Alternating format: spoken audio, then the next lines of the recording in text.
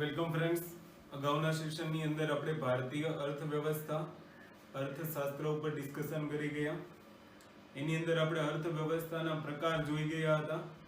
વિકાસના આધારે અર્થવ્યવસ્થાના પ્રકાર, પ્રોડક્શનના આધારે અર્થવ્યવસ્થાના પ્રકાર અને આંતરરાષ્ટ્રીય સંબંધોના આધારે અર્થવ્યવસ્થાના પ્રકારોની આપણે ડિસ્કશન કરી ગયા. ખુલ્લી અર્થવ્યવસ્થા શું છે, બંધ અર્થવ્યવસ્થા શું છે. આજના સેશનની અંદર આપણે શું શીખવાના છીએ, તો આજના લેક્ચરની અંદર આપણે ડિસ્કશન કરીશું. આપણો આ ત્રીજો લેક્ચર છે. ત્રીજા લેક્ચરની અંદર આપણો ફર્સ્ટ પોઈન્ટ રહેશે કે વર્તમાનમાં વર્લ્ડ બેંક દ્વારા અર્થવ્યવસ્થાનું એક નવું વર્ગીકરણ કરવામાં આવ્યું છે 1 જુલાઈ 2020 થી. અર્થવ્યવસ્થાનું નવું વર્ગીકરણ. તો આપણે આની પર પહેલા ડિસ્કશન કરીશું, ત્યાર પછી આપણે ડિસ્કશન કરીશું ફિનાન્શિયલ સિસ્ટમ. આ પણ મોસ્ટ ઇમ્પોર્ટન્ટ ટોપિક છે અને ધીમે ધીમે ફિનાન્શિયલ સિસ્ટમ પરથી આપણે બેન્કિંગ પર આગળ વધીશું. એટલે ઓલમોસ્ટ આજે આપણું બેન્કિંગ વાળું પોર્શન શરૂ થઈ જશે. ફિનાન્શિયલ સિસ્ટમ એટલે બેન્કિંગની શરૂઆત છે. ઓકે, તો સૌથી પહેલા આપણો ફર્સ્ટ ટોપિક શરૂ કરી દઈએ. ફર્સ્ટ ટોપિક શું છે, તો કે ફર્સ્ટ ટોપિક છે વર્લ્ડ બેંક દ્વારા કરવામાં આવેલું વર્ગીકરણ. તો 1 જુલાઈ 2020 થી વર્લ્ડ બેંકે અર્થવ્યવસ્થાનું એક નવું વર્ગીકરણ કર્યું છે અને એ નવા વર્ગીકરણ માટે આધાર બેઝ બનાવવામાં આવ્યું છે પર કેપિટા નેટ નેશનલ ઇન્કમ ને. આ શું છે આની ઉપર આપણે ડિસ્કશન પછીથી કરીશું. આમાં થોડુંક સંયમ રાખવાનો છે. ઇકોનોમિક્સ વિષય જ એવો છે કે થોડોક સંયમ રાખીને જ આને ભણવાનો હોય. બરાબર, શાંતિ રાખવાની, ધીરજ. કારણ કે બધું પૂરું થશે ને ત્યાં તમને બધું આવડતું હશે. એટલે ધીમે ધીમે સ્ટેપ બાય સ્ટેપ આપણે સમજીશું. પણ એક પણ શબ્દ સ્કીપ નહીં કરીએ. શું પાછળથી સમજવાના છીએ એ બધી જ બાબતોની હું અહીંયા નોટ કરું છું કે કઈ કઈ વસ્તુઓ તમને પહેલા શીખવાડવી અને પછી શીખવાડવી. ઓકે, કારણ કે એનો એક ક્રમ હોય છે, નિક્રમ તમારે જાળવવો પડશે શીખવામાં. તો હમણાં મેં તમને કીધું આપણે અલગ અલગ આધારો ઉપર અર્થવ્યવસ્થાના પ્રકાર શીખી ગયા. તો અહીંયા એક આધાર માની લેવામાં આવેલ છે પર કેપિટા નેટ નેશનલ ઇન્કમ ને, અને એના આધારે આપણે શું જોવાનું છે, એના આધારે આપણે અર્થવ્યવસ્થાનું વર્ગીકરણ જોવાનું છે. તો પર કેપિટા નેટ નેશનલ ઇન્કમના આધારે વર્લ્ડ બેંક દ્વારા વિશ્વની અલગ અલગ અર્થવ્યવસ્થાઓનું વર્ગીકરણ અલગ અલગ ગ્રુપમાં કરેલું છે. એમાં એક ગ્રુપ છે એલઆઈજી. એલઆઈજી એટલે કે લોઅર ઇન્કમ ગ્રુપ. એલઆઈજી નો મતલબ શું થાય? Lower income group. પછી એક આવશે એલ આઈ, આમ તો એલ એમ આઈ જી લોઅર મિડલ ઇન્કમ ગ્રુપ. પછી એક આવશે એચ એમ આઈ જી હાયર મિડલ ઇન્કમ ગ્રુપ અને એક આવશે એચઆઈજી. તો આ એક નવું વર્ગીકરણ છે. નવું વર્ગીકરણ પણ આપણને ખબર હોવી જોઈએ. તો કોના આધારે વર્ગીકરણ છે? પર કેપિટા નેટ નેશનલ ઇન્કમ ના આધારે. તો લોઅર ઇન્કમ ગ્રુપ કોને કહેવાય? લોઅર ઇન્કમ ગ્રુપ કે જે દેશની per capita net national income less than $1036 હોય. એટલે મતલબમાં $1035 થી શરૂ થઈ અને એનાથી ઓછી હોય તો એ એલઆઈજી માં આવશે, લોઅર ઇન્કમ ગ્રુપમાં. ખાસ યાદ રાખજો, જેની પર કેપિટા નેટ નેશનલ ઇન્કમ $1036 કરતા ઓછી હોય એ એલઆઈજી કહેવાય, lower income group. LMIG lower middle income group. તો $1036 થી $4045 એના વચ્ચેની જેની પર કેપિટા નેટ નેશનલ ઇન્કમ હશે એ LMIG માં આવશે. 4046 ડોલર થી સ્ટાર્ટ કરી અને 12535 ડોલર સુધીની પર કેપિટા નેટ નેશનલ ઇન્કમ હોય તો હાયર મિડલ ઇન્કમ ગ્રુપની અંદર આવશે. અને અગર જે દેશની per capita national income 12535 dollar, કેટલા? 12535 ડોલર થી વધારે હોય, ઓકે, યુએસ ડોલર ની વાત થઈ છે એટલે અહીંયા ખાસ યાદ રાખજો, તો એ આવશે હાયર ઇન્કમ ગ્રુપ ની અંદર. આપણે આપણી અર્થવ્યવસ્થાને યાદ રાખવાની છે કે ભારતીય અર્થવ્યવસ્થા ક્યાં આવે, તો ઇન્ડિયાનું વર્ગીકરણ વર્લ્ડ બેંકે લોઅર મિડલ ઇન્કમ ગ્રુપમાં કર્યું છે. તો વિધાન અહીંયાથી પૂછી શકે. અને પર કેપિટા નેટ નેશનલ ઇન્કમ છે એ તો જ્યારે આપણે ઇકોનોમિક સર્વે કરતા હોઈએ ત્યારે આપણને વધારે આઈડિયા આવે. તો જ્યારે તમે એક્ઝામ આપવા જતા હોય ત્યારે ભારતની પર capita net national income Google ઉપર સર્ચ કરશો એટલે તમને મળી જશે. ઓલમોસ્ટ આપણે જોઈએ તો 1666 ડોલર આજુબાજુ હોય છે, ઓકે, જે આ લોઅર મિડલ ઇન્કમ ગ્રુપની અંદર આવશે. તો વર્લ્ડ બેંકે પણ ભારતીય અર્થવ્યવસ્થાને શેમાં મૂકી છે? LMIG માં. તો હવે તમને કોઈ પૂછે અથવા તો સ્ટેટમેન્ટ આપી દે પરીક્ષામાં કે ભારતીય અર્થવ્યવસ્થા એ લોઅર મિડલ ઇન્કમ ગ્રુપમાં આવે છે, તો વિધાન સાચું. બરાબર, આવા શબ્દો તમને પરીક્ષાની અંદર પૂછી શકે. તો આ થઈ ગયું વર્ગીકરણ. ત્યાંથી આપણે આગળ વધીએ. મોસ્ટ ઇમ્પોર્ટન્ટ પોઈન્ટ, હવે આપણે આપણા મહત્વના ટોપિકની ડિસ્કશન કરવાના છીએ. એનું નામ છે ફિનાન્સ સિસ્ટમ, જેને આપણે કહીશું વિત્તીય વ્યવસ્થા. તો ઘણા બધા ડાઉટ જતો હશે કે આ હિન્દી શબ્દ છે, ગુજરાતી છે, અંગ્રેજી છે, જે હોય, પણ આપણને શબ્દ ખબર હોવી જોઈએ. કારણ કે અહીંયા પહેલા આપણે શીખીશું વોટ ઇઝ ફિનાન્સ. કારણ કે અગર ફિનાન્સ નહીં ખબર પડે ને અને તમે ત્યાં નાણું શબ્દ લખી નાખ્યું તો નાણાં અને મનીમાં ડિફરન્ટ ખબર નહીં પડે, ફિનાન્સ અને મનીમાં ડિફરન્સ નહીં ખબર પડે. ઘણા બધા આને નાણાકીય વ્યવસ્થા કહેશે, ખોટું નથી, પણ યાદ આપણે શું રાખીશું? વિત્ત. Clear? Finance system, financial system, વિત્તીય વ્યવસ્થા અથવા તો નાણાકીય વ્યવસ્થા. પણ ત્યાં તમે પછી મની લખશો તો ખોટું પડી જશે. Money is a part of finance. તમને ક્યારે એવું પૂછે કે which difference between finance and money, તો money is a part of finance. તો મોટું કોણ થયું? ફિનાન્સ. ફિનાન્સનો એક ભાગ છે મુદ્રા, મની, નાણું. ક્લિયર? તો આને આપણે શાંતિથી શીખીશું, પણ સૌથી પહેલા આપણે જે સિસ્ટમ શીખવાના છીએ એના માટે આપણને ખબર પડતી હોવી જોઈએ વોટ ઇઝ ફિનાન્સ અથવા તો વિત્ત શું છે. તો વિત્ત એટલે શું?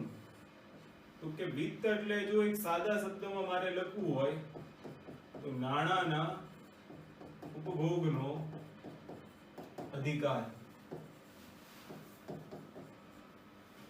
શેનો અધિકાર?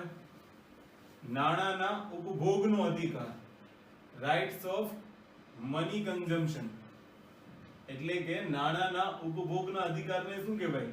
વિત્ત કહેવાય. અથવા તો વિત્ત શું છે? વિત્ત એ બચત કરતા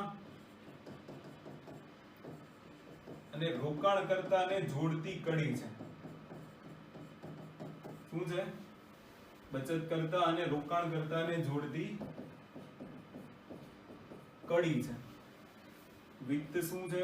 તો કે વિત્તનો આધાર હોય છે વ્યાજ, ઇન્ટરેસ્ટ અથવા લાભ, પ્રોફિટ.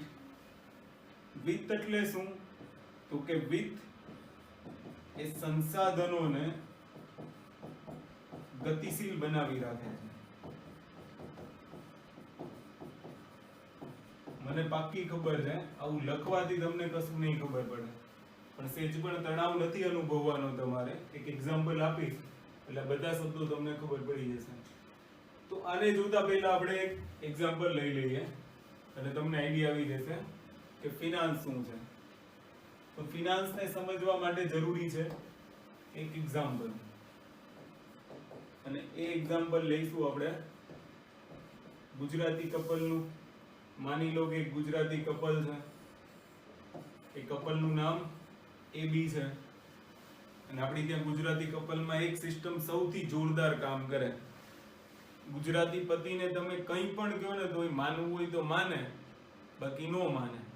પણ એક સૌથી સારામાં સારી પદ્ધતિ કઈ કામ કરે ગુજરાતીઓમાં? કોણી મારવાની પદ્ધતિ. ઘરે બિચારો જાય સવારનું કામ કરી કરીને સાંજે કોણીઓ મારવાનું શરૂ થઈ જાય, અને એ કોણી ભલભલું કરાવી નાખે. શું કરાવે એને આપણે એક્ઝામ્પલની મદદથી સમજીએ. માની લો કે એક કપલ છે, કોઈ સારા એવા એરિયામાં રહે છે જ્યાં ડેઈલી રૂટીન ઉપર ઓટલા તોડો સ્પર્ધા ચાલતી હોય, અથવા તો દેખાદેખીનું એક માર્કેટ ચાલતું હોય. એવા એક સોસાયટીની અંદર એક કપલ રહી છે.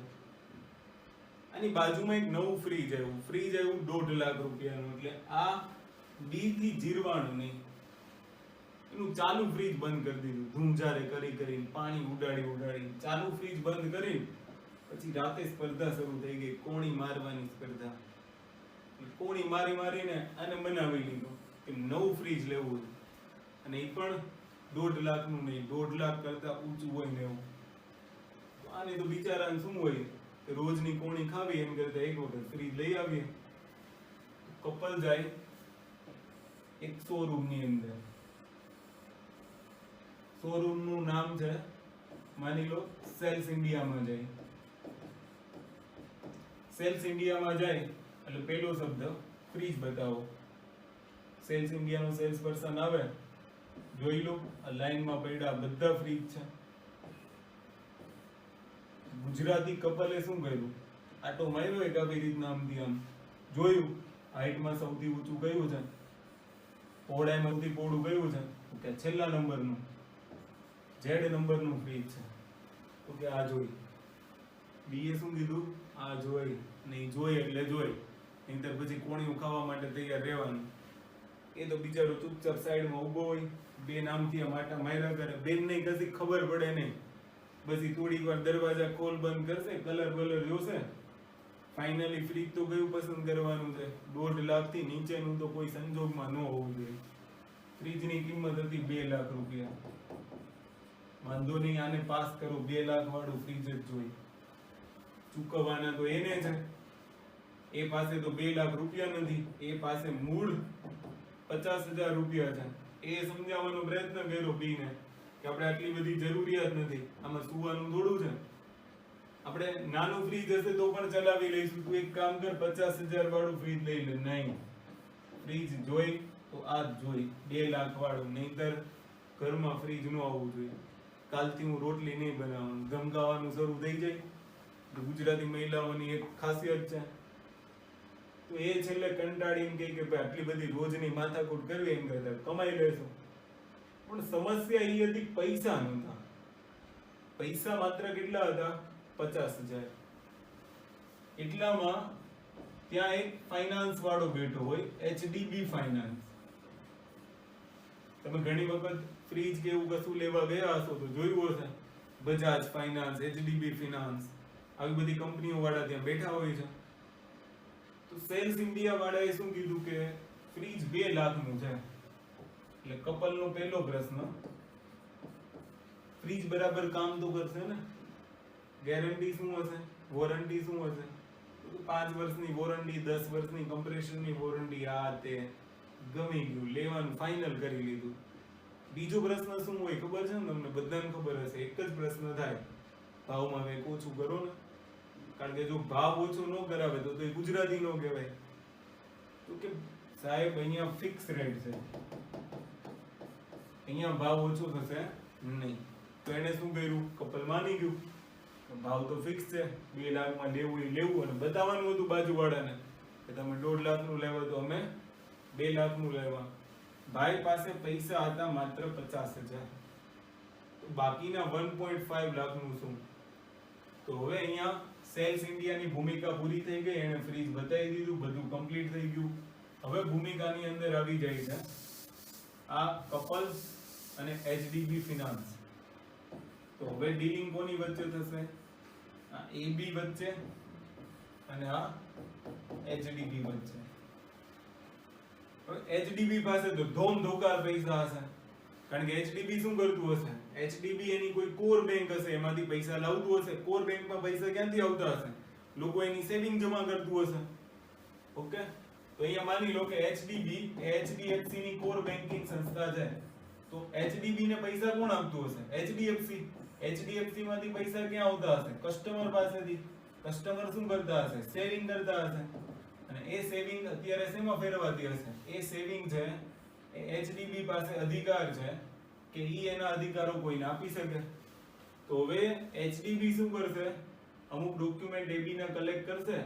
ડોક્યુમેન્ટના બદલામાં 1.5 લાખ રૂપિયા એને આપી દેશે.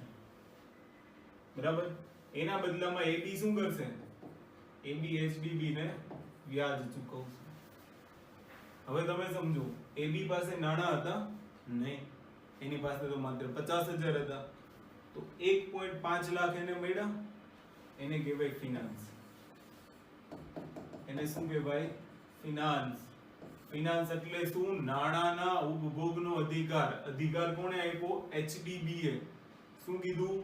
કે અમે તમને 1.5 લાખ અમારા વાપરવાનો અધિકાર આપીએ છીએ, પણ એના બદલામાં તમારે અમને શું ચૂકવવું પડશે? વ્યાજ ચૂકવવું પડશે. એચડીબી પાસે પૈસા ક્યાંથી આવ્યા? તો કસ્ટમર પાસેથી. કસ્ટમર એટલે કોણ? તો કે બચત કરતા. કોણ કસ્ટમર એટલે કોણ? બચત કરતા. અને એની પાસેથી એચડીએફસી ને એચડીએફસી પાસેથી એચડીબી. તો આ કોણ થઈ ગયું? રોકાણ કરતા. કે આ શું કરશે? એબી માં રોકાણ કરશે ને એના બદલામાં એની પાસેથી શું મેળવશે? વ્યાજ મેળવશે. ઓકે, તો બચત કરતા અને રોકાણ કરતાને જોડતી કડી પણ કહી શકાય. અથવા તો આને રોકાણ કરતા ન લ્યો અને માની લો કે આ એચડીબી માં સીધા પૈસા કોઈ કસ્ટમર સેવિંગ કરે છે, તો એ બચત કરતાના પૈસા આમાં જમા થશે. અને આ કોણ છે? ઉપભોગ કરતા. તો બચત કરતા અને ઉપભોગ કરતા, અથવા તો સમજી લો કે અહીંયા કંપની હોય તો રોકાણ કરતા, એને જોડતી કડી શું છે? ફિનાન્સ. 1.5 લાખનો અધિકાર બેંકે કોને આપ્યો? આ કસ્ટમરને આપ્યો કે તમે અમારા નાણાંનો ઉપયોગ કરી શકો, પણ એના બદલામાં તમારે અમને શું આપવું પડશે? વ્યાજ આપવું પડશે. ઓકે, તો આની ઉપરથી થોડોક આઈડિયા આવી ગયો હશે ફિનાન્સ. હજુ એક એક્ઝામ્પલ લઈએ, પછી આપણને વધારે આઈડિયા આવશે અને પછી આપણે આપણી મૂળ સ્લાઇડ ઉપર આવી જઈએ. માની લો કે એક વ્યક્તિ છે, એનું નામ છે એ. એને અચાનક પૈસાની જરૂર પડી એટલે એને રેમડેસિવિર બનાવવાનું એક મશીન લેવું હતું. પોતે ફાર્માસિસ્ટ છે, ગવર્મેન્ટની જે જરૂરિયાત હોય બધી જરૂરિયાતો એની પાસે છે. ક્લિયર? હવે ખાલી એને ઉત્પાદન બાકી છે. અને ઉત્પાદન માટે એને શેની જરૂરિયાત છે? પૈસાની. પૈસા સિવાયનું બધું આ ભાઈ પાસે છે, ખાલી પૈસા નથી. એને શું કર્યું? માર્કેટમાં એને એક મિત્રને કીધું. મિત્રનું નામ છે બી. એને કીધું તું મને 5 કરોડ પૂછીને આપ, મારે રેમડેસિવિર બનાવવું છે. બરાબર? હું એને વેચીને પછી તને તારા 5 કરોડ પાછા આપી દઈશ. મિત્રએ કીધું વાંધો નહીં, લઈ જા 5 કરોડ. તો એ પૂછ્યું, લાવે એટલે પૂછવું તો પડે કે આ પૈસા મારે તને ક્યારે પાછા આપવાના? તો કે તારે પાસે જ્યારે થાય ત્યારે આપજે. તો એનો બીજો સવાલ શું હશે? કેટલું મારે વ્યાજ આપવાનું? તો કે મિત્રમાં શેનું વ્યાજ? વ્યાજનું. એ તો ખુશ થઈ ગયો. એને એમ કે મજા આવી ગઈ, વગર વ્યાજે પૈસા મળી ગયા. ત્યાં બી હળવેકથી બોલ્યો, વ્યાજ નહીં, તું જે રેમડેસિવિર 5 કરોડના બનાવીશ, એમાંથી તું સામે બીજા 5 કરોડ કમાઈશ. એ 5 કરોડના 40% મારા, કાં તો 50% મારા, કાં તો 60% મારા. શું માંગે છે? લાભ માંગે છે. તને જે લાભ થાય એમાંથી મને લાભ સહિત રૂપિયા પાછા આપજે. તો આ શું બની ગઈ છે? ફિનાન્સ. કેમ? પૈસા કોના? બી ના. બી એ કોને આપ્યા? એ ને. બરાબર? પણ શેનો અધિકાર આપ્યો? એના ઉપયોગ કરવાનો. અધિકાર શેના આધારે આપ્યો? લાભના આધારે. ઘણી વખત આપણી ત્યાં ગુજરાતીઓમાં તો એક સિસ્ટમ છે કે ઘણી બધી વખત આપણે ગામડે જતા હોઈએ કાં તે તો આપણે બાજુવાળાના ઘરે આપણી અમાઉન્ટ મૂકતા જતા હોઈએ છીએ, જે વિશ્વાસપાત્ર હોય, પછી એવું નહીં બીજે દિવસે લઈને જતું રહે. પણ એને ફિનાન્સ નહીં કહીએ. કેમ? કારણ કે એ એઝ ઇટ ઇઝ અમાઉન્ટ એમને એમ ખાલી સાચવવા આપી છે ને એ પાછી મળવાની છે. આપણે એને વાપરવાનો અધિકાર નથી આપતા. અહીંયા તો મિત્ર બી છે, એ મિત્ર એ ને 5 કરોડ વાપરવાનો અધિકાર આપે છે, ઉપભોગ કરવાનો અધિકાર આપે છે. એટલા માટે એ વિત્ત છે. સમજી ગયા? એટલા માટે એ શું છે? ફિનાન્સ છે. પણ એના બદલામાં એ શું માંગે છે? લાભ માંગે છે. એઝ ઇટ ઇઝ પાછા તો આપવાના જ છે, પણ કોની સાથે પાછા આપવાના છે? પ્રોફિટ સાથે પાછા આપવાના. કે તને જે લાભ થાય છે એના 40% મને આપી દેવાના. તો 5 કરોડ અને પ્લસ એના 40% એને રિટર્ન કરવાના. એમને એમ વાપરવા નથી આપતા. તો આને શું કહેવાય? ફિનાન્સ. તો હવે તમે ધ્યાનથી સાંભળો. શું લખ્યું છે? નાણાંના ઉપભોગના અધિકારને શું કહેવાય? ફિનાન્સ કહેવાય. ક્લિયર? જે બચત કરતા અને રોકાણ કરતા વચ્ચે શું છે? જોડતી કડી છે. બરાબર? એનો આધાર શું હોઈ શકે છે? એનો આધાર હોઈ શકે છે વ્યાજ અને લાભ. અને એક વસ્તુ વિચારો, એ સંસાધનોને શું કરશે? ગતિશીલ બનાવીને રાખશે. હમણાં આપણે એક્ઝામ્પલ ની અંદર જોયું, અગર બચત કરતાની અંદર જમા કરીએ જ જાય અને બેંક એને લોનમાં કન્વર્ટ નહીં કરે તો સંસાધનો સ્થિર થઈ જશે. યાદ કરો, આગળના લેક્ચરમાં કીધું હતું મેં તમને, ઇન્કમ સાયકલની અંદર, આવક ચક્રની અંદર, કે સંસાધનો હંમેશા ગતિશીલ રહેવા જોઈએ, તો જ અર્થવ્યવસ્થાની વૃદ્ધિ થશે. તો એને ગતિશીલ રાખવાનું કામ પણ કોણ કરે છે? ફિનાન્સ કરે છે. Okay, clear? તો આ શબ્દ થઈ ગયો તમારો વિત્ત. તો વિત્ત એટલે શું? તો વિત્ત એટલે નાણાંના ઉપભોગનો અધિકાર. વિત્ત એટલે શું? તો કે બચત કરતા અને રોકાણ કરતાને જોડતી કડી. આ ખાસ યાદ રાખજો. ક્લિયર? કે જેના લેવડ દેવડનો આધાર શું હોય છે? એના લેવડ દેવડનો આધાર હોય છે વ્યાજ અને લાભ. Okay, clear? તો એ સંસાધનોને સ્થિરમાંથી કેવા બનાવી રાખશે? ગતિશીલ બનાવી રાખશે. તો એ થઈ ગયું આપણું ફિનાન્સ. ત્યાર પછી છે ફિનાન્સ માર્કેટ. ફિનાન્સ માર્કેટ, વિત્તીય બજાર. આ પણ એક મોસ્ટ ઇમ્પોર્ટન્ટ શબ્દ છે. બજાર એટલે શું? જ્યાં લેવડ દેવડ થતી હોય. કોઈ પણ બજાર હોય ને, દાખલા તરીકે શેર બજાર. તો શેર બજારનો અર્થ આપણે શું લઈએ છીએ? શેર બજાર મતલબ જ્યાં શેરનું ખરીદ વેચાણ થતું હોય. તો એક શબ્દ આપણે એવો પણ લખી શકીએ, ખરીદ વેચાણ. તો આ કોનું બજાર છે? વિત્તનું. કોનું બજાર છે? વિત્તનું બજાર છે. તો જ્યાં વિત્તનું ખરીદ વેચાણ થાય એને કહેવાય વિત્તીય બજાર, ફિનાન્શિયલ માર્કેટ. હમણાં આપણે જોઈ ગયા હતા કે એબી એ વિત્ત કોની પાસેથી ખરીદ્યું હતું? એચડીબી બેંક પાસેથી. એચડીબી બેંક પાસેથી શું કર્યું? વિત્ત ખરીદ્યું અને પછી એ વિત્તને શું કરશે? પરત કરશે. શેની સાથે પરત કરશે? વ્યાજ સાથે. ઓકે, તો અહીંયા વિત્તનું ખરીદ કરવામાં આવ્યું અને એચડીબી એનું શું કર્યું? વેચાણ કર્યું. તો જ્યાં વિત્તનું ખરીદ કોણે કર્યું? એબીએ. અને વેચાણ કોણે કર્યું? એચડીબીએ. તો જ્યાં વિત્તનું ખરીદ વેચાણ થતું હોય એ બજારને આપણે શું કહીશું? વિત્તીય બજાર. એને કહેવાય ફિનાન્શિયલ માર્કેટ. ક્લિયર? એક એક્ઝામ્પલની મદદથી આપણે સમજીએ કે ફિનાન્શિયલ માર્કેટની શું ભૂમિકા હોય છે. એ આપણી પાસે હશે તો આપણને વધારે આઈડિયા આવશે. ફિનાન્શિયલ માર્કેટની આમ તો વ્યાખ્યા આપણને ખબર પડી ગઈ હશે કે જ્યાં વિત્તનું ખરીદ વેચાણ થાય એને કહેવાય વિત્તીય બજાર. હવે વિત્તીય બજારને સમજવાનો પ્રયત્ન કરીએ. માની લો કે કોઈ એક બેંક છે. એક્ઝામ્પલ તરીકે એક બેંક છે એસબીઆઈ. અને એસબીઆઈ ની અંદર મોટા પ્રમાણમાં લોકો આજે સેવિંગ કરે છે. તો માની લો કે બચત પ્રવૃત્તિમાં વધારો થઈ રહ્યો છે. તો એસબીઆઈ માં શું આવશે? વધારેમાં વધારે બચત આવશે. વધારેમાં વધારે બચત આવશે તો એસબીઆઈ શું કરશે? એટલી લોન વધારે વેચશે. લોન વધારે વેચશે તો શું થશે? પ્રોડક્શન વધશે, ઉત્પાદનમાં વધારો થશે.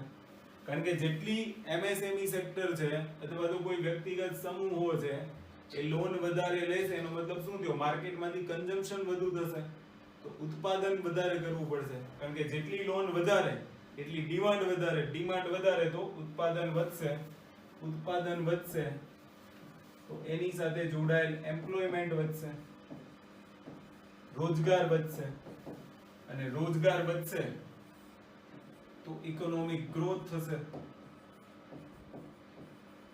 આર્થિક વૃદ્ધિ થશે, અને આર્થિક વૃદ્ધિ થશે તો એનો મતલબ શું, લોકોની ઇન્કમ વૃદ્ધિ થશે, અને લોકોની ઇન્કમ વૃદ્ધિ થશે તો લોકો શું કરશે, વધારે એક્સપેન્ડિચર કરશે, વધારે ખર્ચ કરશે, અને અગર વધારે ખર્ચ કરશે તો ઇન્કમ વધુ હોય તો જ વધારે ખર્ચ કરે, અને ઇન્કમ વધારે હશે તો સેવિંગ પણ સામે એટલું જ વધશે.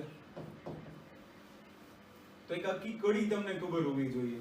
તો આજ તો છે કે જ્યાં તમે સમજી લો કે SBI એ પોતાના નાણાંના અધિકાર કોઈને આપ્યા, શેના સ્વરૂપે આપ્યા, તો કે લોન સ્વરૂપે આપ્યા. ક્લિયર? તો આજ શું થઈ ગયું, ફિનાન્સ થઈ ગયું, વિત્ત થઈ ગયું. તો બજાર એનું શું થઈ જશે, વિત્તીય બજાર. એના કારણે શું થયું, તો કે પ્રોડક્શનમાં વધારો થયો, રોજગારમાં વધારો થયો તો આર્થિક વૃદ્ધિમાં વધારો થયો, બચતની પ્રવૃત્તિ વધી. બચતની પ્રવૃત્તિ શું કામ વધી, ઇન્કમ વધી તો ખર્ચ વધી ગયો. ક્લિયર? તો સંસાધનોને ગતિશીલ બનાવવા માટે પણ શું જરૂરી છે, વિત્તીય બજાર જરૂરી છે, કે જ્યાં વિત્તનું શું થાય છે, ખરીદ વેચાણ થાય છે. તો અગર તમને કોઈ એમ પૂછે કે વિત્તીય બજારનું મહત્વ શું છે, તો મહત્વ આપણને આમાંથી જ ખબર પડતી હોવી જોઈએ. તમે જુઓ, એક યોજના ચલાવી હતી. કઈ યોજના? જનધન યોજના. નામ સાંભળ્યું હશે તમે. ઓકે, અહીંયાથી જ એક શબ્દ શીખવાનો છે આપણે, ફિનાન્શિયલ ઇન્ક્લુઝન. જો કે આ એક આખું આપણું ચેપ્ટર છે, અને આપણે પાછળથી જોઈશું વિત્તીય સમાવેશન. જોજો હવે આ બધી યોજનાઓ કેટલી સક્સેસફુલ હોય, અનસક્સેસફુલ હોય એની ડિસ્કશન તો આપણે નથી કરવાની, પણ નરેન્દ્રભાઈ મોદી દ્વારા એક યોજના ચલાવવામાં આવેલી હતી. એનું નામ હતું જનધન યોજના. શું? જનધન યોજના. જનધન યોજના એટલે શું, તો કે એની અંદર લોકોના એકાઉન્ટ ખોલવાના. તેનો મતલબ શું થશે, માની લો કે SBI ની અંદર 1900 ને કાં તો 2016 પહેલાની સ્થિતિ જોઈએ. 2016 પહેલા માની લો કે 1 કરોડ એકાઉન્ટ જ હતા, પણ જનધન થી માની લો કે એકાઉન્ટની સંખ્યા થઈ ગઈ 5 કરોડ. હવે એકાઉન્ટની સંખ્યા વધશે, જનધન ખાતાઓની સંખ્યા વધશે, તો માની લો લોકો કંઈક ને કંઈક એની અંદર સેવિંગ કરવાના. તો પહેલા જે 1 કરોડ લોકોએ એની અંદર સેવિંગ કર્યું હતું, એમાંથી બેંક છે એ લોકોને લોન આપતી હતી. આજે એ એકાઉન્ટ વધીને 5 કરોડ સુધી થઈ ગયા હોય તો ઓર એની કેપિટલ વધી જશે બેંકની. તો બેંકની અંદર સેવિંગ વધશે તો બેંક વધુ લોન આપી શકશે બેંક, તો પ્રોડક્શન વધશે, રોજગાર વધશે, અને રોજગાર વધશે તો લોકોની ઇન્કમ વધશે, આર્થિક વૃદ્ધિ થશે, અને લોકોનું જીવન ઊંચું બનશે. આને કહેવાય વિત્તીય સમાવેશન. સમજી ગયા કે વધારેમાં વધારે લોકોને વિત્તીય સાક્ષરતા આપવામાં આવશે, એને સમજાવવામાં આવશે કે વિત્તનું મહત્વ શું હોય છે. તમે જુઓ નોટબંધીનો ઉદ્દેશ્ય શું હતો, બ્લેક મની હોય કે ન હોય એ વસ્તુ તો ગૌણ વસ્તુ છે, પણ અચાનક નોટ બંધ કરવાથી થયું શું કે બધા જ લોકોએ પૈસા શેમાં જમા કરી દીધા, બેંકમાં, અને બેંકમાં જમા કરી દીધા તો આ સાયકલ શરૂ થઈ ગઈ. તો ક્યાંક ને ક્યાંક એ બધી યોજનાઓ જે છે એ શેની માટેની છે, ફિનાન્શિયલ ઇન્ક્લુઝન માટેની, એને કહેવાય વિત્તીય સમાવેશન માટેની. અને અગર એક વખત વિત્ત આપવાની શરૂઆત થઈ ગઈ તો સંસાધનો પણ ગતિશીલ રહેશે. અને મેં તમને પહેલા કીધું કે અર્થવ્યવસ્થાની વૃદ્ધિ માટે સંસાધનોનું ગતિશીલ હોવું જરૂરી છે. અગર જો એ સ્થિર થઈ ગયા તો એ અર્થવ્યવસ્થાની વૃદ્ધિ થશે નહીં, વૃદ્ધિ અટકી જશે. તો અહીંયા તમે ધ્યાનથી સાંભળજો કે વિત્તીય બજારનું શું મહત્વ હોય છે. તો મેં તમને કીધું એમ મહત્વ તો આપણે આની ઉપરથી જેટલું લખવું એટલું લખી શકીએ, બરાબર? કે આ જ એક્ઝામ્પલને ધ્યાનમાં રાખીને આપણે જે મહત્વ લખવું હોય લખી શકીએ. સૌથી પહેલા તો વિત્તીય બજાર એટલે શું એ તમને ખબર પડી ગઈ હશે.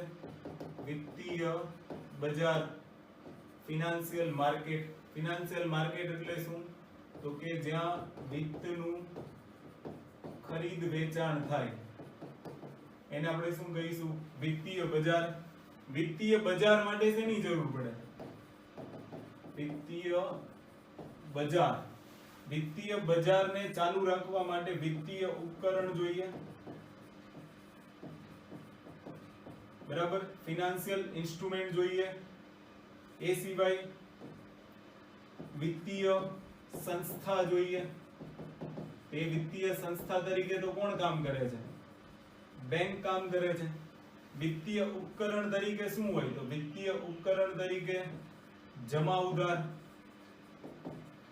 બરાબર? એ સિવાય સર્ટિફિકેટ ઓફ ડિપોઝિટ, આ તે ઘણું બધું હોય. તો વિત્તીય બજારમાં શું શું કામ કરે છે? વિત્તીય ઉપકરણો કામ કરતા હોય અને વિત્તીય સંસ્થાઓ. એના કારણે શું થાય? વિત્તનું ખરીદ વેચાણ થાય. એનું મહત્વ શું છે? મહત્વ શું છે? તો સૌથી પહેલું વિત્તીય બજાર, એનાથી શું થશે? નાણાકીય સમાવેશન થશે. બીજું, લોકોની બચત પ્રવૃત્તિમાં વધારો થશે.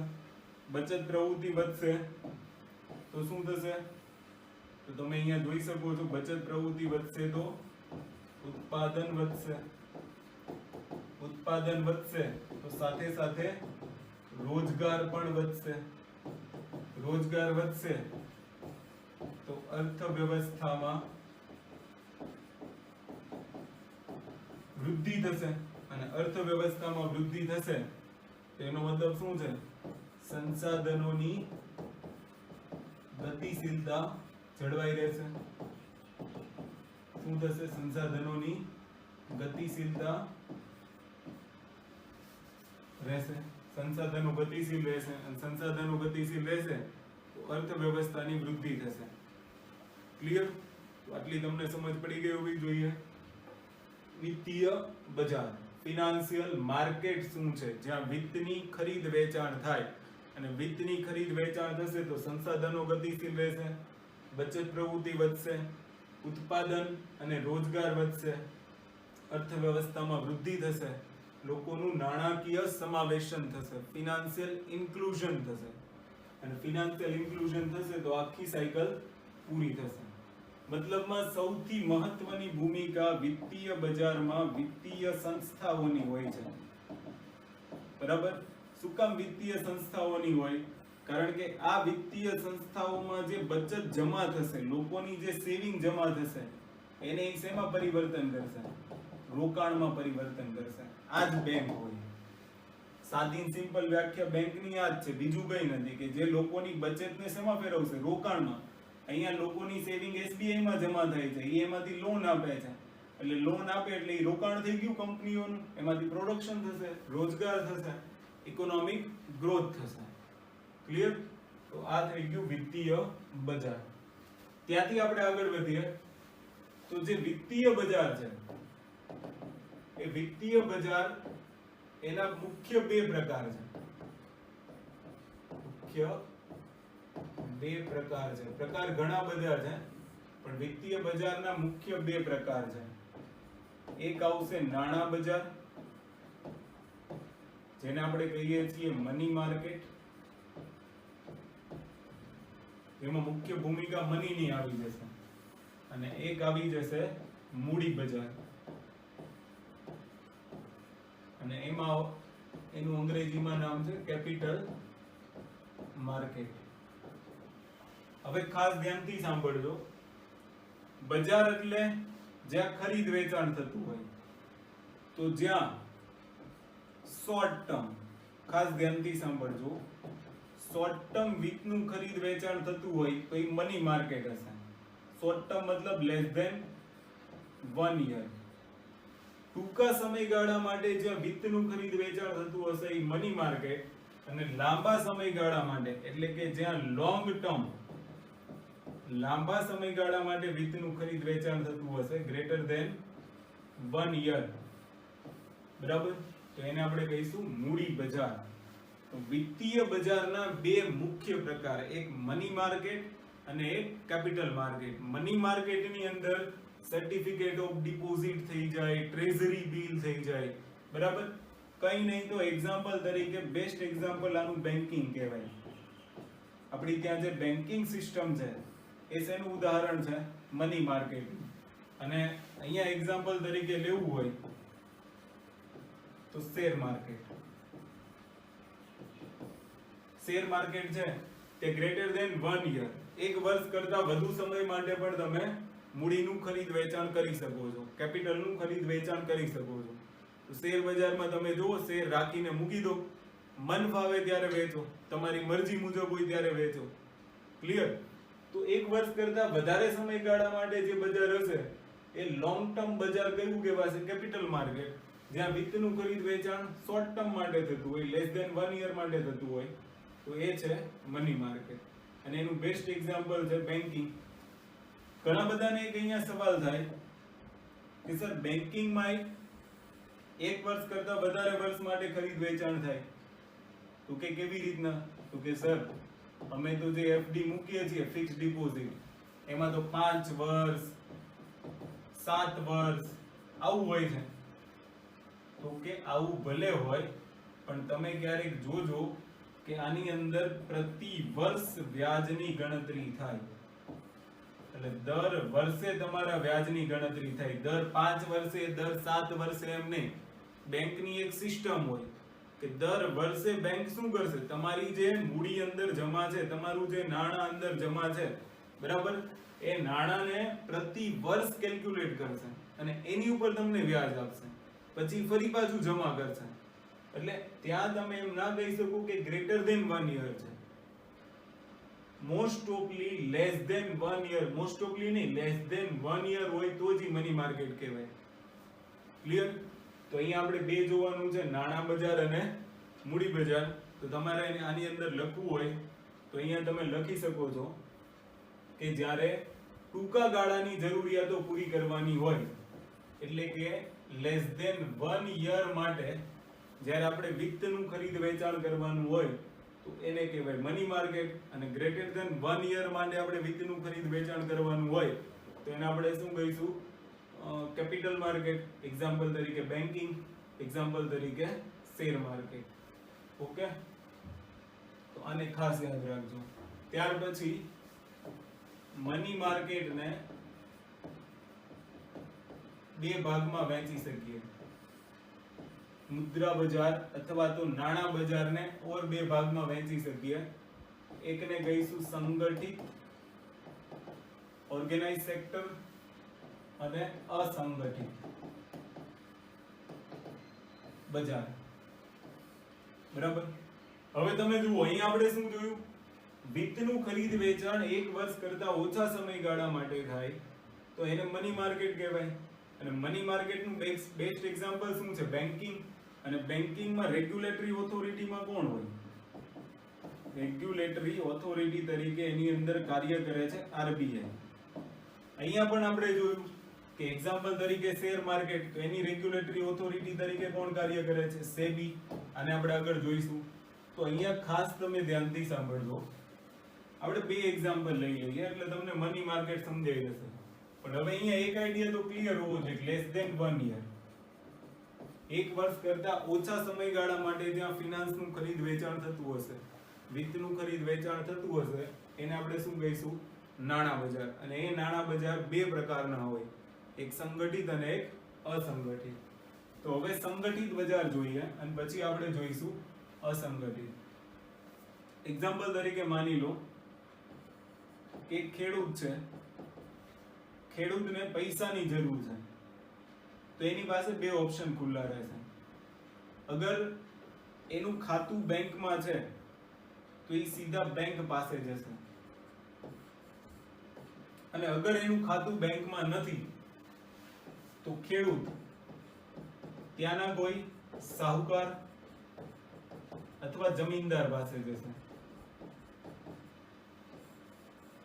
પૈસા બંને જગ્યાએથી એને મળવાના જ છે, નથી મળવાના એવું નહીં. બરાબર.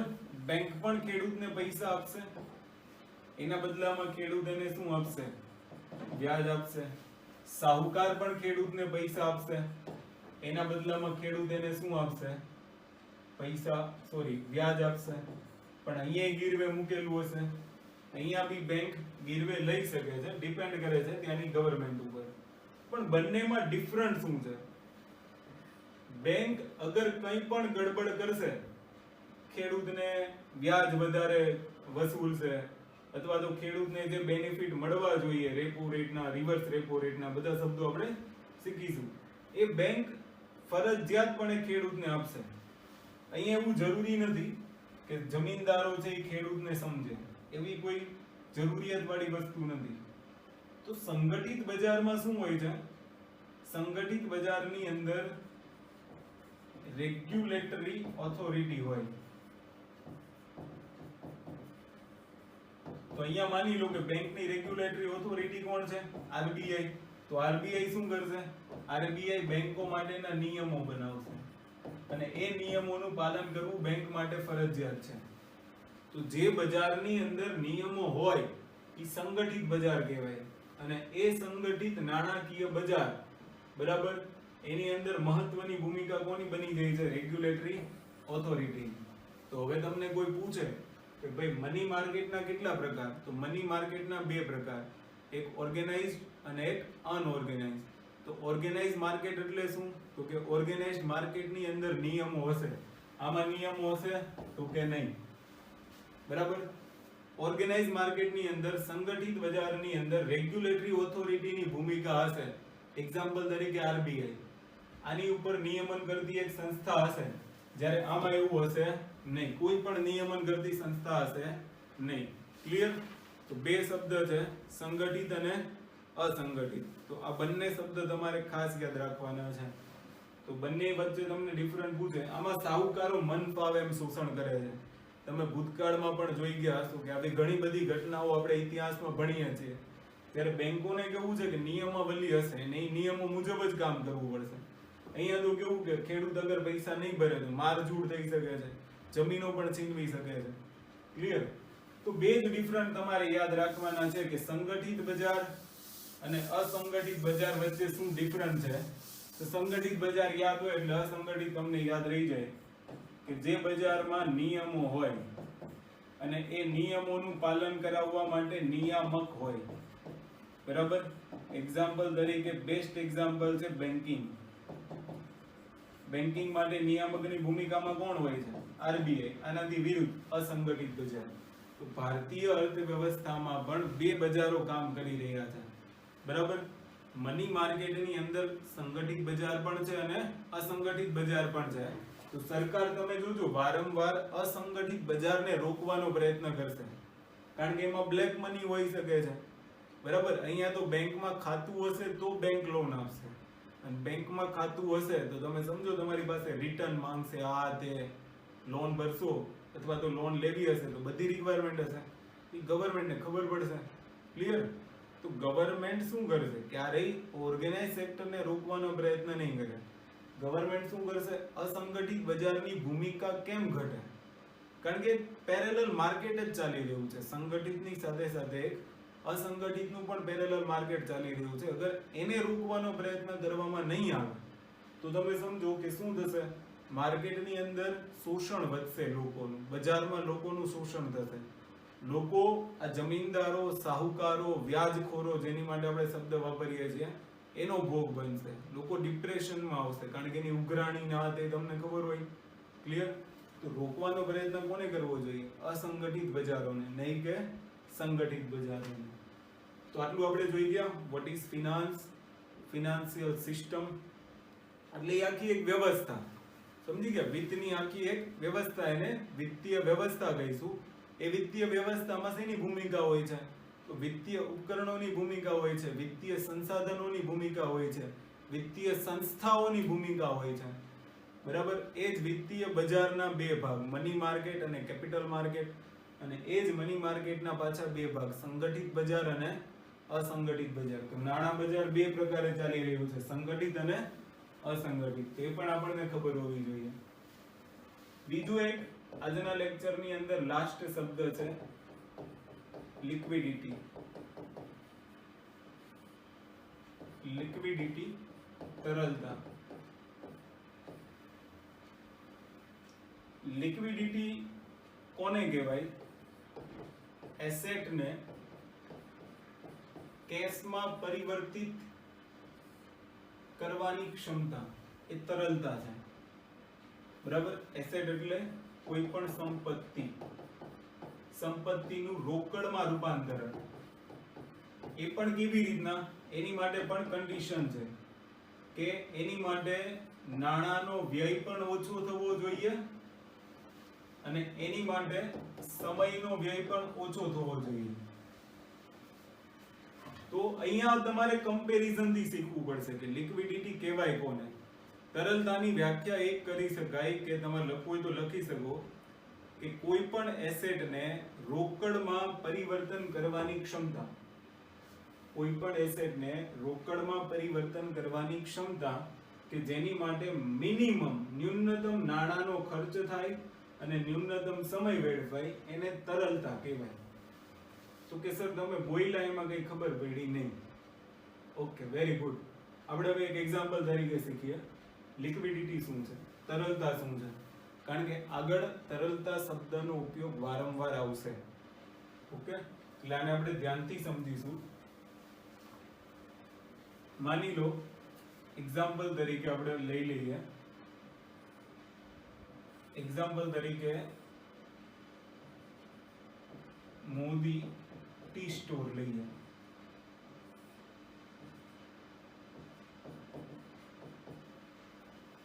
એક ચાની દુકાન છે અને એ ચાની દુકાન ઉપર અહીંયા એક કસ્ટમર આવે છે, એનું નામ છે અમિત શાહ, અને અહીંયા સારામાં સારી દેશની ચા બને છે. એટલે બહારથી પણ કોઈ આવે તો એ ચા પીવા અહીંયા જ આવે. અમિત શાહ ચા પીતા હોય એટલામાં ત્યાં એક અમેરિકાના ભૂતપૂર્વ રાષ્ટ્રપતિ આવી જાય, ટ્રમ્પ. ભારત ગયા અને મોદી ટી સ્ટોલ ઉપર ચા ન પીધી તો એ નકામું. તો હવે તમે ધ્યાનથી સાંભળજો. અમિત શાહે ચાની ચુસ્કી મારી લીધી એટલે અમિત શાહે પૂછ્યું કેટલા આપવાના? તો કે 7 રૂપિયા. અમિત શાહે સીધી 10 ની નોટ આપી દીધી. એટલે 10 રૂપિયાની નોટમાંથી એને 3 રૂપિયા પાછા આપી દીધા. કામ થઈ ગયું પૂરું. ટ્રમ્પે ચા પીધી, ચાની ચુસ્કી મારી, પૂછ્યું કેટલા આપવાના? તો કે 7 રૂપિયા. પણ ટ્રમ્પ પાસે હતા ડોલર, કારણ કે એ ડોલર લઈને ભારતમાં આવ્યા હતા. તો $1 આપ્યો. મોદીએ ના પાડી દીધી, નહીં, ડોલર બોલર નહીં ચાલે, પૈસા તો કેટલા આપવા પડશે? 7 રૂપિયા જ આપવા પડશે, તો જ હું લઈશ. તો સમજ પડે છે કે શું સ્વીકાર્યું? 10 રૂપિયાની નોટ કે ડોલર? તો કે 10 રૂપિયાની નોટ. 10 રૂપિયાની નોટનો સ્વીકાર ઝડપથી થયો, નાણાંનો ખર્ચ પણ ઓછો થયો, એમાં કોઈ વેડફાઈ નહીં. જ્યારે $1 જે છે એ $1 એ ટી સ્ટોલ ઉપર સ્વીકાર્યા નહીં. એનો મતલબ હવે શું થશે? તો કે ટ્રમ્પ છે એ પેલા $1 લઈને નજીકની બેંકમાં જશે, સમયનો વેડફાડો સમય. પછી શું કરશે? ત્યાં જઈને બેંક એમ કહેશે કે $1 ના 70 રૂપિયા છે, તો તમારે અત્યારે તાત્કાલિક જરૂરિયાત હોય તો 30 રૂપિયા આપો. તો બીજા 30 રૂપિયાના કપાઈ ગયા. શેનું વેડફાય? મનીનું પણ વેસ્ટ થયું અને ટાઈમનું પણ વેસ્ટ થયું. અને અંતે ટ્રમ્પને કેટલા રૂપિયા મળ્યા? 30 રૂપિયા. અને એ 30 રૂપિયામાંથી 7 રૂપિયા મળ્યા, 23 રૂપિયા એને પાછા આપી દીધા. તો અહીંયા ખાસ ધ્યાન રાખજો, ટ્રમ્પ પાસે ભલે ડોલર હોય અને શાહ પાસે ભલે 10 રૂપિયાની નોટ હોય, પણ ગરીબ ભારતની અંદર ટ્રમ્પ કહેવાય. કેમ? કારણ કે ભારતમાં રૂપિયાની લિક્વિડિટી ડોલર કરતા વધારે છે. સમજી ગયો? અહીંયા એવું સાબિત થાય કે રૂપિયાની લિક્વિડિટી ડોલર કરતા વધારે છે. હવે આપણે બીજું એક એક્ઝામ્પલ લઈએ તો તમને વધારે આઈડિયા આવશે. માની લો એ બી, સી અને ડી, આ 4 વ્યક્તિ છે. એ પાસે 5 કરોડ રૂપિયા છે, કેશ રૂપિયા છે. બી પાસે 5 કરોડ નું ગોલ્ડ છે. સી પાસે 5 કરોડ નું મકાન છે, એક શહેરની અંદર છે, અર્બન એરિયાની અંદર.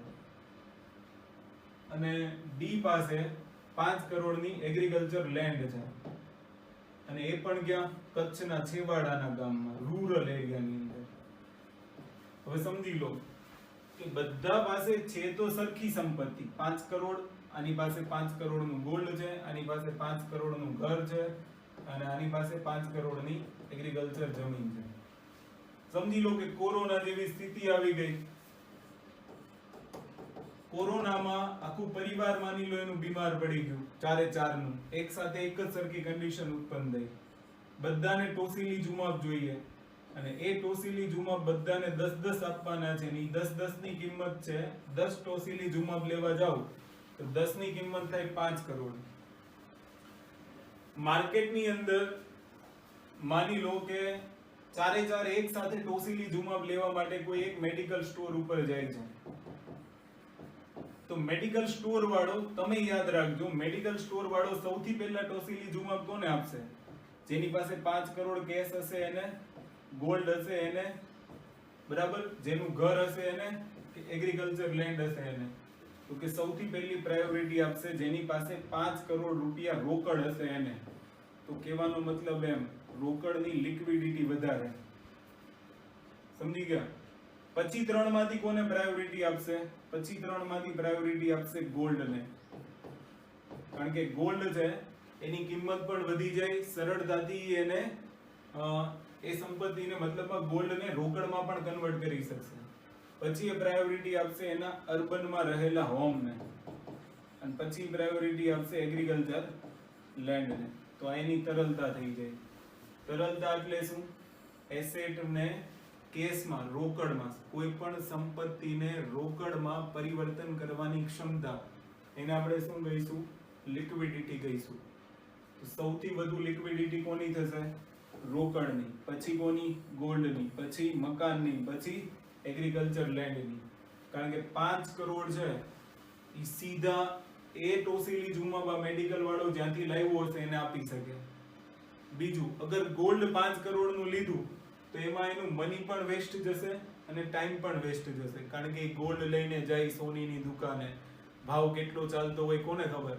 એ ભાવ પ્રમાણે વટાવશે, 5 કરોડ રૂપિયા લાવશે, અને પછી જ્યાંથી લાવ્યો હોય ત્યાં મેઇન સ્ટોરે આવશે. મકાનમાં તો કઈ નક્કી જ નહીં ક્યારે વેચાય, શું છે, ભાવ આવે નો આવે, મતલબમાં સમય લાગશે. તો આમાં મની અને ટાઈમ ઓર વેસ્ટ થઈ જશે. આમાં મની અને ટાઈમ એના કરતા વધુ વેસ્ટ થઈ જશે. તો લિક્વિડિટી ક્યારે નક્કી થાય? કેવી રીતના નક્કી થાય? તો એક વસ્તુ તો ફાઇનલ, ચલો માની લો કે એસેટને રોકડમાં બદલવાની ક્ષમતા, એને આપણે શું કહીએ છીએ? તરલતા. પણ બીજી પણ એક વસ્તુ શું ધ્યાન રાખવાની છે? મોસ્ટ ઇમ્પોર્ટન્ટ, કે એમાં ન્યૂનતમ રીતે મની અને ટાઈમનો વેસ્ટ થવો જોઈએ. તો જેમાં ન્યૂનતમ સમય અને ન્યૂનતમ નાણાંનો વ્યય થતો હોય એવી રીતના સંપત્તિને રોકાણમાં પરિવર્તન કરવાની ક્ષમતા લિક્વિડિટી કહેવાય. ક્લિયર? તો તમારે ખાસ યાદ રાખવાનું છે. તો મતલબમાં લિક્વિડિટી મતલબ આખી બેન્કિંગ વ્યવસ્થાની અંદર લિક્વિડિટી મતલબ આપણે શું લઈશું? લિક્વિડિટી મતલબ આપણે લઈશું કેશ. સમજી ગયા? લિક્વિડિટી મતલબ આપણે અહીંયા શું લઈશું? કેશ, રોકડ. એટલે અહીંયા એવું લેવાનું નથી, પણ આ હું તમને એક સમજાવું છું કે જ્યાં જ્યાં આપણે આરબીઆઈ ની પોલિસીઓ ભણીશું, આરબીઆઈ ની મોનેટરી પોલિસી ભણીશું, અને એમાં એવા શબ્દો આવશે કે આરબીઆઈ એ તરલતા વધારવા માટે ઓપન માર્કેટ ઓપરેશન કર્યું, ઘટાડવા માટે ઓપન માર્કેટ ઓપરેશન કર્યું. તો એનો મતલબ એવો કે આરબીઆઈ રોકડ કાં તો માર્કેટમાં વધારવા માંગે છે, અને આરબીઆઈ કાં તો માર્કેટમાંથી રોકડ પાછી ખેંચવા માંગે છે. ક્લિયર? પણ આ મેં શબ્દ સમજાવી દીધો